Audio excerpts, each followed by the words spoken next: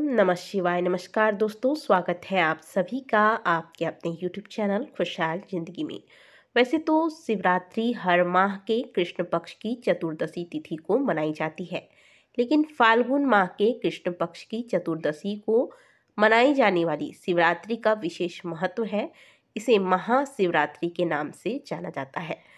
पुराणों के अनुसार आज ही के दिन भगवान शिव लिंग स्वरूप में प्रकट हुए थे, इसलिए आज के दिन शिवलिंग का पूजन करने से व्यक्ति की समस्त इच्छाएं पूर्ण होती हैं और उसे मोक्ष की प्राप्ति होती है।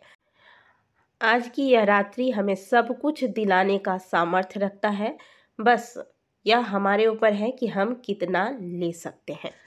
महाशिवरात्रि के दिन शिवलिंग पर विशेष रूप से दूध, दही, घी, शहद और गंगाजल से अभिषेक करने से व्यक्ति को मनोवांछित फल प्राप्त होता है। इस दिन 4 पहर की पूजा का विशेष महत्व है। पहला पहर स्वास्थ्य और दीर्घायु प्राप्ति के लिए, दूसरा पहर धन और समृद्धि के लिए, तीसरा प्रहर मनोकामना पूर्ति और संतान सुख के लिए तथा चौथा प्रहर मोक्ष और शिव कृपा प्राप्त कराने के लिए होता है। महाशिवरात्रि पर आप सुबह मंदिर जाएं न जाएं, पूजा पाठ करें न करें, इससे कोई फर्क नहीं पड़ता है।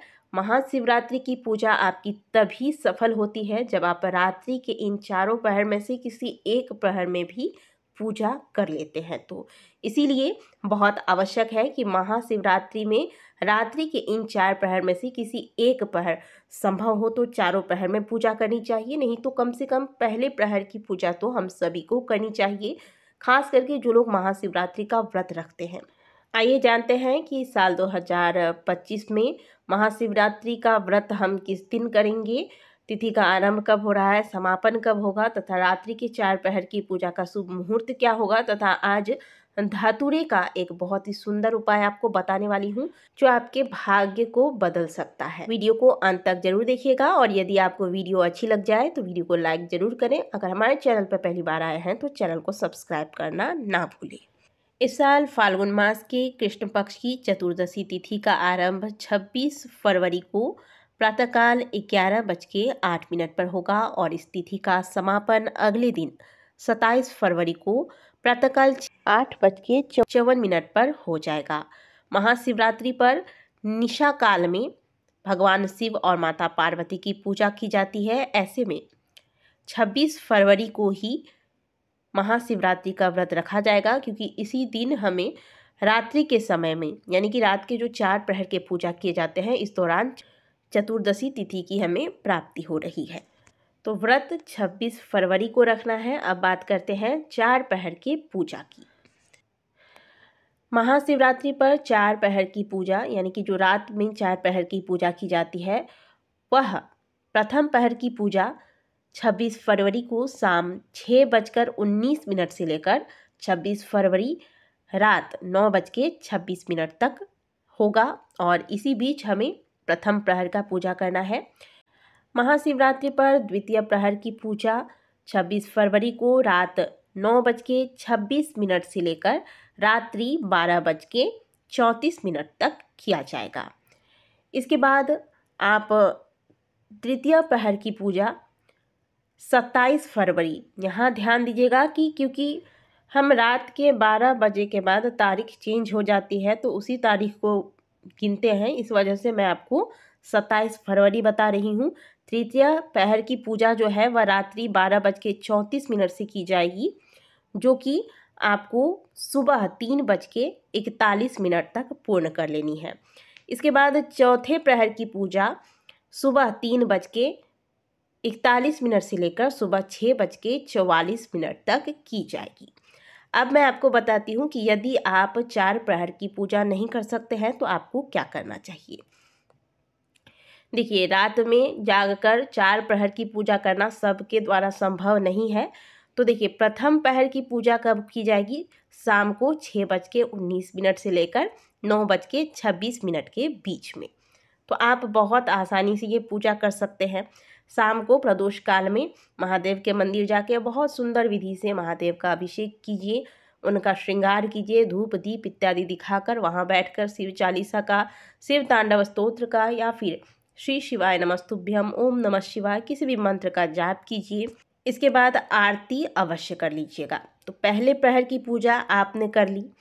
अब मान लीजिए आप दूसरे पहर की पूजा नहीं कर पा रहे हैं, तीसरे पहर की पूजा नहीं कर पा रहे हैं, लेकिन यहाँ ध्यान दीजिएगा कि चौथे पहर की पूजा आपको 3:41 से लेकर सुबह 6:44 के बीच करनी है।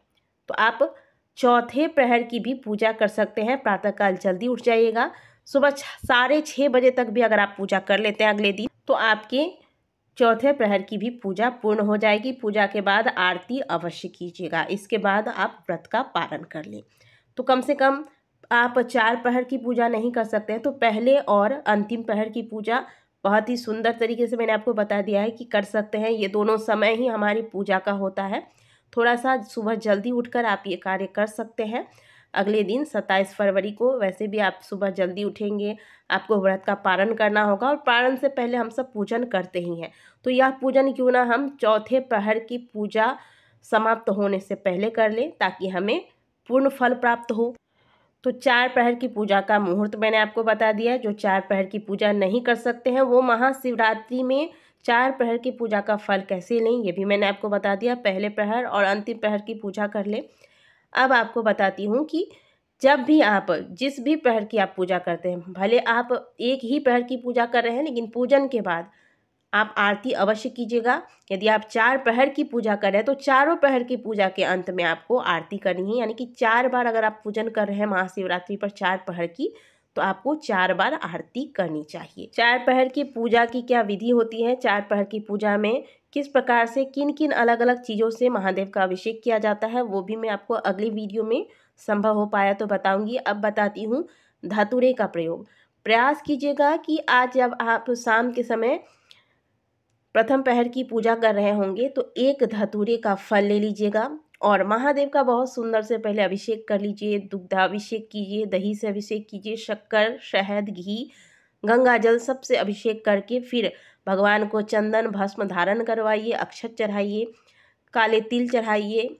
हो सके तो एक सफ़ेद कपड़ा भगवान को अर्पित कीजिए, जनेऊ चढ़ाइए।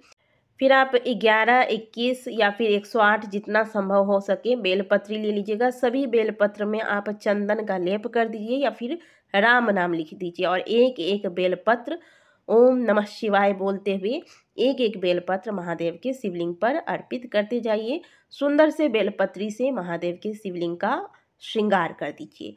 इसके बाद जो आपने पुष्प वगैरह लिया है वो सभी भगवान को अर्पित कीजिए। फल मूल सब कुछ भगवान को चढ़ाने के बाद जो आप धतूरे का फल लेकर गए हैं, इसे आप चंदन में सुंदर से लपेट कर फिर यह धतूरे का फल अपनी मनोकामना बोलकर महादेव के शिवलिंग पर समर्पित कर दें।